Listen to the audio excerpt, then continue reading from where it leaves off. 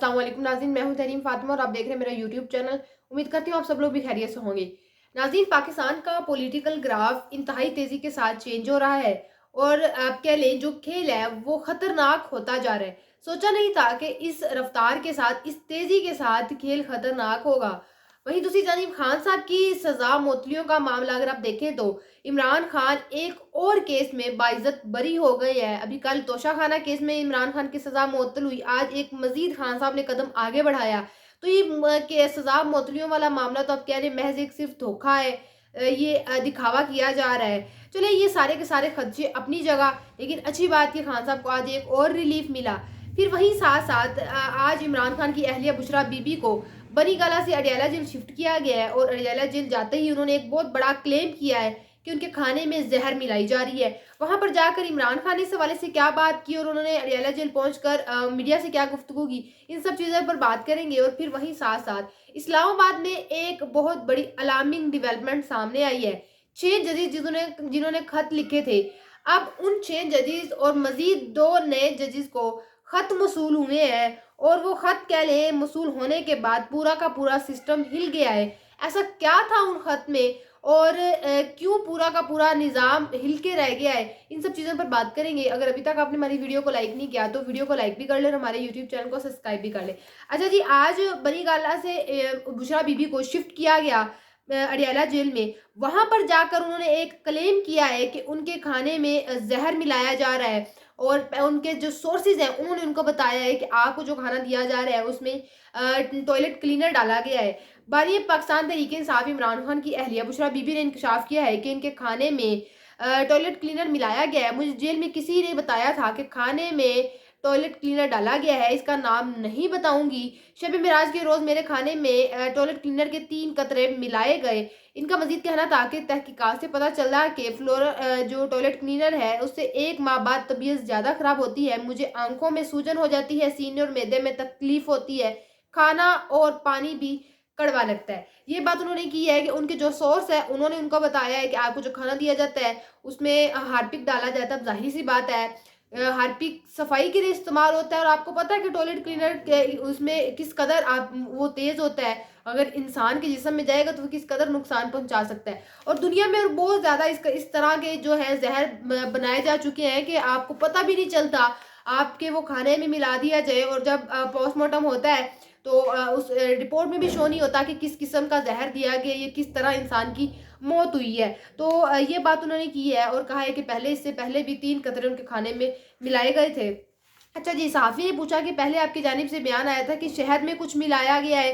अब आप कह रही हैं कि टॉयलेट क्लीनर जो है वो खाने में डाला गया है। इस पर बुशरा बीबी ने कहा कि मैं पहले शहद में भी कुछ मिलाया गया था और अब जो है वो मेरे खाने में भी डाला गया है। ये बात उन्होंने की है। तो इस हवाले से इमरान खान साहब जो हैं उन्होंने बाकायदा अदालत में ये कहा है कि अगर उनकी अहलिया है तो उनके जिस्म पर जो है वो धब्बे बनना शुरू हो जाते हैं, ये मामला है।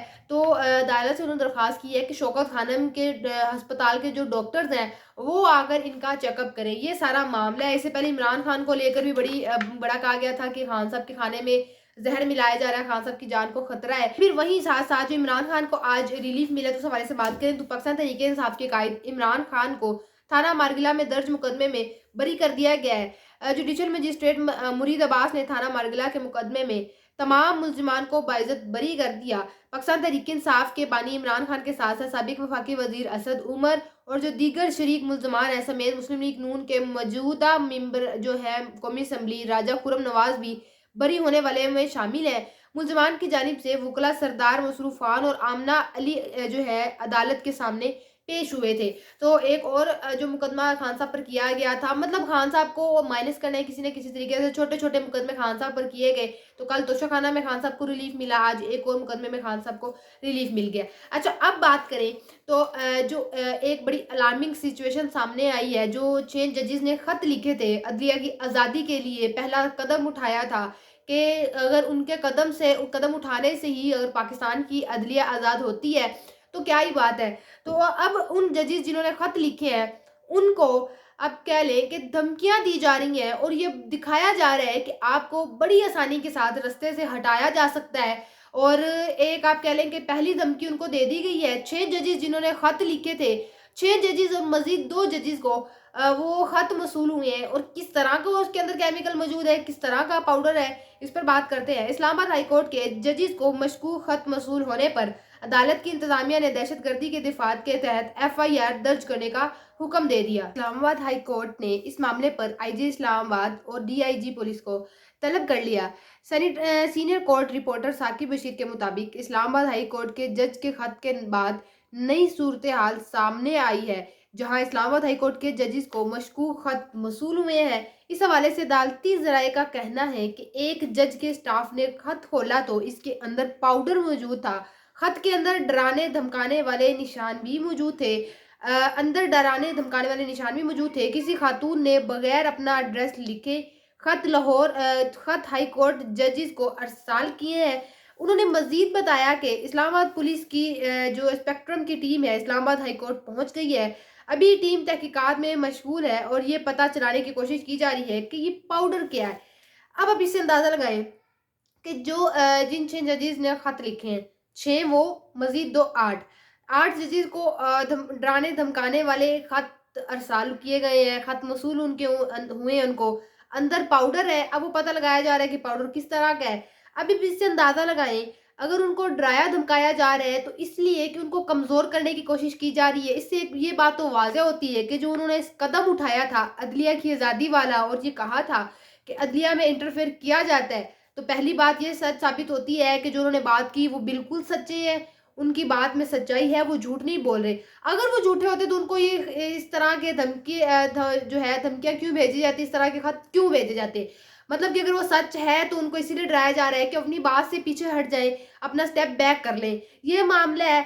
लेकिन अब मज़ीद उस हवाले से जो अब कहा जा रहा है कि पाकिस्तान तहरीक-ए-इंसाफ जो है उन्होंने भी इस हवाले से अपना बयान दे दिया है। पाकिस्तान तहरीक-ए-इंसाफ ने इस्लामाबाद हाई कोर्ट के जजेस को मशकूक खत वसूल होने पर रद्द-ए-अमल दिया है। एक बयान में तर्जुमान पाकिस्तान तहरीक-ए-इंसाफ ने कहा है कि इस्लामाबाद हाई कोर्ट के जजेस को धमकी आमेज़ मवाद मौसूल होना इंतहाई तशवीशनाक अमर है। इन तमाम जजेस ने अदलिया की आज़ादी के लिए जुर्रत का मुजाहिरा किया और पाकिस्तान में आईनी तौर पर छाए अंधेरे को ख़त्म करने की कोशिश की। इनकी जान की हिफाजत को हर सूरत यकीनी बनाना है। तो ये थी एक अलार्मिंग सिचुएशन जो इस्लामाबाद में इस वक्त बन चुकी है। उन 6 जजेस के साथ मजीद 2 जजेस को धमकी आमेज़ खत मौसूल हुए हैं। तो पहली बात ये, वो भी एक दिन पहले जब कल उस खत वाले मामले पर समाअत होनी है और उनको बताया जा रहा है, बाकायदा धमकाया जा रहा है कि आपको रास्ते से हटाना कोई मुश्किल काम नहीं है, और वो जो पाउडर दिया गया है उस खत के अंदर, फिलहाल तो उसकी तहकीकात लगाई जा रही है कि वो किस तरह का पाउडर है, किस तरह का केमिकल है। तो अब देखते हैं कि ये मामला जल्द अज़ जल्द इसको निपटाया जाता है या नहीं निपटाया जाता, इस पर तहकीकात होती है या नहीं होती, और कल वाली जो समाअत है वो मुलतवी होती है या नहीं होती। असल मुद्दा तो ये है। तो ये था हमारा आज का व्लॉग। आपसे इंशाल्लाह मुलाकात होगी अगले व्लॉग में। अपना बहुत सारा ख्याल रखिएगा। अल्लाह हाफ़िज़।